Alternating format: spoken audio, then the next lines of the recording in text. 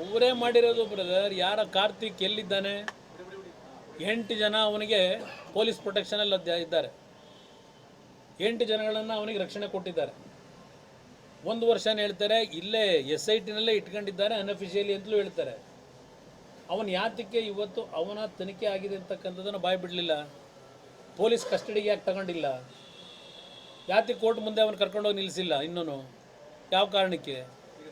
ಈಗ ಮೂಲ ಮಾಡ್ಕೊಂಡಿದ್ದಾರೆ. ಅಯ್ಯೋ 4 ನನ್ನ ಮೇಲೆ ವಾಗ್ದಾಳಿ ಎಷ್ಟು ಟೀಮ್ ಇಟ್ಕೊಂಡವ್ರೆ?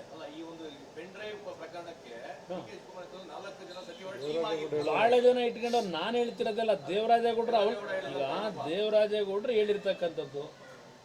ದೇವರಾಜೇಗೌಡರು ಅವ್ರ ಸಂಪರ್ಕದಲ್ಲಿ ಇದ್ದಾರೆ, ಅವ್ರಿಗೆಲ್ಲ ವಿಷಯ ಗೊತ್ತಿದೆ. ಆಮೇಲೆ ನನಗೆ ಇನ್ನೊಂದು ಆಶ್ಚರ್ಯ ಆಗಿದ್ದು ಇದೇ ನಮ್ಮ DK ಶಿವ ಅವರು ಹೇಳಿದ್ರು, ಅವನು ಹುಚ್ಚ, ಅವನು ಮೆಂಟ್ಲವನು ಅಂತ ಹೇಳಿ ಅಲ್ವೇ? ಅವನು ಮೆಂಟ್ಲಾಗಿದ್ದರೆ ಅವನು ಕರ್ಕೊಂಡೋಗಿ SIT ಅವ್ರು ಏನು ತನಿಖೆ ಮಾಡಿ ಏನು ಅವನ ಹತ್ರ ಮಾಹಿತಿ ತಗೋತಾರೆ? ಆ ಮೆಂಟ್ಲ ಹತ್ರ ಇವರ ಲೆಕ್ಕಾಚಾರದಲ್ಲಿ ಅವನು ಮೆಂಟ್ಲು ಅಂತ ಹೇಳ್ತಾ ಇದ್ದಾರೆ. ಆ ಮೆಂಟ್ಲು ಅಂತಕ್ಕಂಥದ್ದು ಗೊತ್ತಿದ್ದು ಯಾತಿಗೆ ಫೋನಲ್ಲಿ ಮಾತಾಡಿದ್ರಿ ಅವ್ರ ಹತ್ರ? ಇನ್ನೇನಾದ್ರೂ ಮಾಹಿತಿ ಇದ್ರೆ ತಂದು ಕೊಡು ಅಂತೇಳಿ ಅವನ್ನೇ ಕೇಳಿದ್ರಲ್ಲ. ನಿನಗೇನು ಬೇಕು?